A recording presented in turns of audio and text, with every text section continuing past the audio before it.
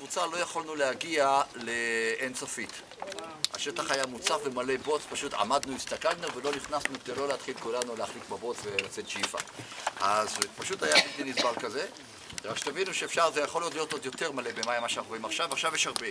אבל אני חשבתי על העניין האחר, אני גם אמרתי מתישהו שמעיין זה מקום שכל בעלי החיים יבואו לשתות ממנו, מצד שני הם גם חוששים בו. הם חוששים בו כי גם הטורפים באים למעיין. והטורפים באים למעיין והם אורבים שם לצבי, ליעל, לבעל חי שבא לשתות, אז מעיין לנו יכול להיראות, אנחנו הולכים, כולנו מחפשים במדבר כל הזמן את המעיין. הבן אדם שהולך במדבר כל הזמן בעצם, מאחורי כל סיבוב, מחפש את המעיין. למה? המעיין זה חיים. מצאנו את המעיין, אנחנו מבסוטים. אנחנו נשב שם, אנחנו נשב קפה ותה ונשתה את המים שאנחנו הבאנו, כן? ולא חשוב, הגענו למים. בעלי חיים, הם לא עושים המעיין כזאת שמחה גדולה, כי הם מוכרחים את המים, אבל זה גם מקום של מוות. כי שם גם הטורפים נמצאים. חוץ מתנינים מאוד. מה? חוץ מתנינים מאוד יכול להיות. אריות? לא, נמרים שהיו פה. היו? לא, עדיין יכולים להיות. תראי, הצבי לא יודע שכבר אין נמרים. את יודעת שכבר אין. הוא באינסטינקטים שלו עדיין חושש לברדלס או לנמר שיכול לבוא ולטרוף אותו. חתולי בר שעוד מסתובבים, זאבים שמסתובבים, תנים, שועלים, יש בעלי חיים במדבר, יש גם טורפים במדבר, אוקיי? אז יש לו עדיין ממה לחשוש, יש לו ממה לפחד. אם זה בעל חי קטן יותר, הוא גם מפחד מעופות דורסים שיכולים לתפוס אותו. בקיצור, יש פחדים במדבר. ולכן הוא ייגש למים מאוד בזהירות, והוא ישתה מהר והוא יסתלק משם. הוא לא ישכב בזולה ויגיד, איזה כיף, הגעתי למעיין, בטן גב, עכשיו אני נשאר פה יומיים.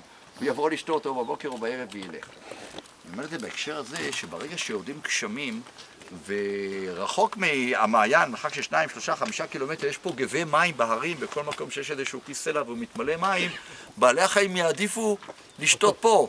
כי יש כאלה עכשיו מאות ואלפי מקורות מים קטנים כאלה, הטורפים לא יכולים לחכות להם ליד כולם, זה לא מעיין, ובזמן הזה בכלל לא ניגשים למעיין.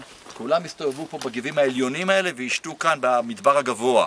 כשלאט לאט אל תוך האביב, אל תוך הקיץ, כל המקורות מים האלה ילכו והתייבשו, אז אין ברירה בקיץ וחוזרים אל המעיין. ומאוד מאוד בזהירות. תראו, מעיין כמו אינסופית, אם ראיתם, זה איזה מין קניון סגור. זה ממש מלכודת מוות, מבחינת בעלי חיים. הגענו שם לגב הגדול, ואחרי זה היה קיר כזה, אם איזשהו בעל חיים בא לשם ובא איזה טורף מאחוריו, אין כל כך לאן לברוח. אבל הרב שלנו את האגדה. מה? כשהיינו ילדים לימדו אותה. מה אמרה האגדה? כשהיינו ילדים סיפרו את הסיפור הזה שמי שמגיע למים לא פוגעים בו, כאילו. עלינו מספרים, לבני אדם מספרים את זה. לי לא סיפרו. לי סיפרו את זה. רגע, באיזה גן היית? בדיוק. באיזה קיבוץ גדול? גן אופטימי. טוב. כן. ראינו גם בהפסקה הקודמת בהר בצנע. תראי, יש כמה. יש לפעמים שכבת סלע שהיא פשוט רכה, והיא מתבלה יותר בקלות. עכשיו, לפעמים הכוכים האלה יכולים להיות בגובה, אבל הרבה פעמים זה מעיד על הנחל הזה, שכשהוא היה במפלס יותר גבוה, והמים שלו חתרו את השכבה הזאת, אז הם רוקנו אותה מתוכן ונוצרים כאלה כוכים. יש לפעמים שאת רואה ממש, ראינו את זה בעלייה שיצאנו מנחל צפית, כמו קליפות כאלה של סלע, ומאחורי זה הכל מחורסם. הדבר הזה, אנחנו קוראים לזה טפוני. טפוני, אנחנו הגיאומורפולוגים, טפוני זה מילה בקורסיקאית שמשמעה חלונות, כי זה באמת נראה כמו חלונות. על החלונות יש כמה תיאוריות של היווצרות.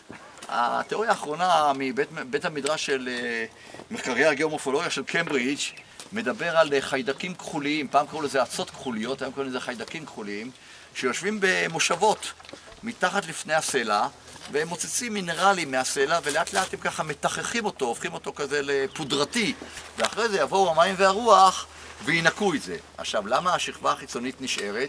כי היא יותר קשה. לשכבה הזאת אנחנו קוראים פטינה. מה אומרת הפטינה? הכיסוי הזה הקשה. בקיץ יש פה קרינה מאוד מאוד חזקה.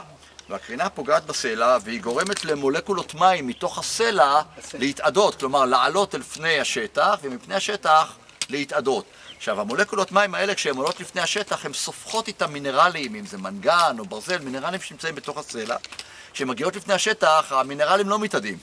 המים מתאדים, המינרלים שוקעים על פני הסלע ויוצרים את השכבה הקשה הזאת שאנחנו קוראים לה פטינה. אז באמת היא שכבה יותר קשה ולכן הרבה פעמים הבליה פחות תופסת את השכבה הקשה, אלא תופסת מאחורה. ואז את רואה נוצרים איזה מין מסכים כאלה, או כמו קליפות כאלה, שמאחוריהם הכל רקוב, הכל תחוך, חלונות כאלה. ככה משה הוציא מים מהסלע? בדיוק. בדיוק. וואלה, עלינו על משהו... משהו גדול.